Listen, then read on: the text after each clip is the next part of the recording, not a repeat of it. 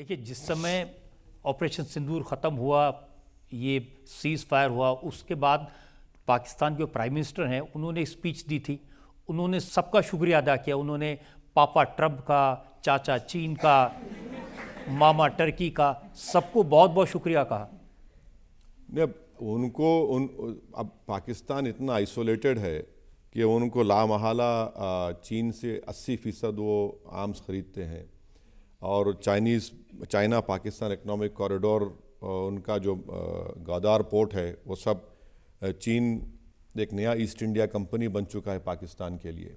मगर चीन में जो जिनजियांग का इलाका है जहाँ पर आज भी मुसलमानों पर बड़ा जुल्म हो रहा है, पाकिस्तान का कोई प्राइम मिनिस्टर पिछले 7-8 साल में एक लफ्ज़ नहीं बोलता उसके बारे में। क्यों नहीं बोलते भाई? आप जब आप इस्लाम का नाम लेते हैं तो उस प्रोविंस में जो हमारे लेह लद्दाख से लगा हुआ इलाका है, वहाँ पर ईस्ट तुर्कमेस्तान जो उसको बोलते हैं, वहाँ पर कोई बोलता ही नहीं उस बात को। इसलिए नहीं बोलते क्योंकि इनको चाइना से CPEC जो प्रोजेक्ट है उसमें उनको पैसे चाहिए, उनको चाइना के तमाम हथियार चाहिए, चाइना से उनको तमाम अपना इलेक्ट्रिसिटी का सामान चाहिए। तो इसलिए कंफर्टेबली वो सिर्फ भारत के का जब मामला आता है तो इस्लाम का नाम लेते हैं, और वहाँ जहाँ चीन का मामला आएगा भूल जाएंगे। अच्छा, टर्की की बात, टर्की ने खुद जो कर्डिश टेररिस्ट ग्रुप्स थे, अब तो उन्होंने उनसे बातचीत कर ली, ख़त्म कर लिया, मगर वो बॉम्ब करते थे, अपने ही देश में बॉम्ब करते थे उनको। आप बताइए, अपने देश में आप एयरफोर्स से उन ग्रुप्स पर बॉम्ब करते थे, फिर आपने सीरिया में उन ग्रुप्स पर बॉम्ब किया। तो ये एक अजीब एक कोलिशन बना हुआ है। मगर ये लोग ये नहीं समझ रहे हैं कि आप जिस पाकिस्तान को आप लोग सपोर्ट करने जा रहे हैं, वो पाकिस्तान टेररिज्म को कभी नहीं छोड़ेगा। उनका डीप स्टेट आर्मी हमेशा टेररिज्म को प्रमोट करता रहेगा, अमेरिका को बेवकूफ़ बनाते रहे, अमेरिका से सब चीज़ हासिल किए, और कई लोगों को पकड़ कर हवाले भी किए, गुआंटानामो बे पहुंचा दिए पैसे लेकर। मगर पाकिस्तान इन चीज़ों को बदलने वाला नहीं। देखिए, पाकिस्तान तो ये कहता है कि 30 साल तक हमने अमेरिका के कहने पर आतंकवाद का डर्टी जॉब किया अमेरिका के लिए। हम तो खुद विक्टिम हैं आतंकवाद के। जब आप खुद कह रहे हैं कि आप इस्तेमाल हुए, तो आप विक्टिम कहाँ हुए? आप विक्टिम कहाँ हैं?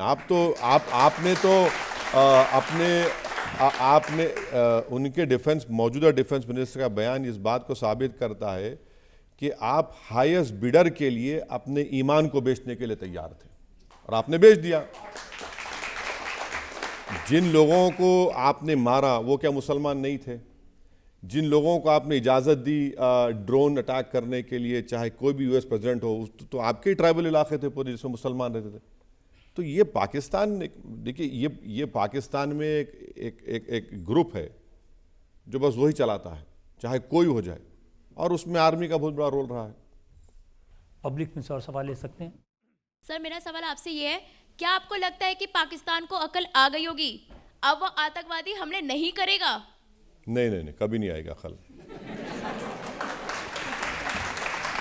जब तक पाकिस्तान की आर्मी देश को कंट्रोल करते रहेगी, उनके देश को, और वहाँ पर टेररिस्ट ग्रुप्स को वो पनाह देते रहेंगे, ये नहीं सुधरने वाले हैं।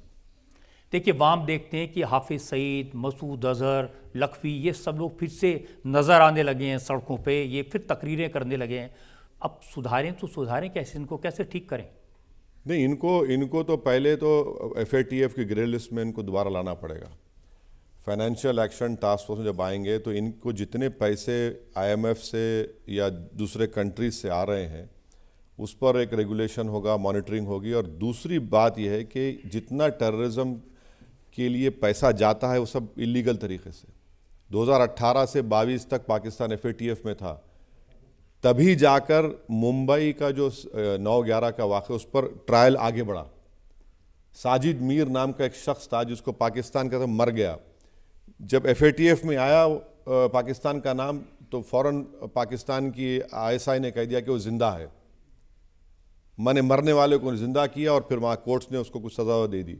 तो FATF में लाना ज़रूरी है, और कांस्टेंट हमको विजिलेंट रहना पड़ेगा। और सबसे अहम बात यह है, पाकिस्तान इस देश में डिस्टेबलाइज करने के लिए एक ही चीज़ करना चाहता है कि यहाँ पर फ़िरका परस्ती, कम्युनलिज्म बढ़े।